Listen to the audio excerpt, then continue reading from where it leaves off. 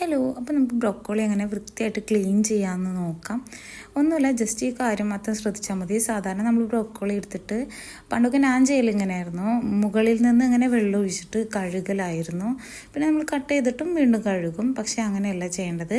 അത് നമ്മൾ ശരിക്കും കമിഴ്ത്തി പിടിക്കണം. കമിഴ്ത്തി അതിൻ്റെ റൂട്ടിൽ പിടിച്ചിട്ട് താഴേക്ക് ഇങ്ങനെ വെള്ളം ഒഴിച്ചിട്ടാണ് നല്ലപോലെ കഴുകേണ്ടത്. എന്നാലാണ് ശരിക്കും വൃത്തിയാവുള്ളൂ. അതിൽ പുഴുവും ഒക്കെ ഇരിക്കാനുള്ള ചാൻസ് വളരെ കൂടുതലാണ്. അപ്പോൾ ഒരു അരമണിക്കൂറെങ്കിലും ഇതേപോലെ, മിനിമം അരമണിക്കൂറെങ്കിലും ഇതേപോലെ വെള്ളത്തിൽ സോക്ക് ചെയ്ത് വെക്കണം.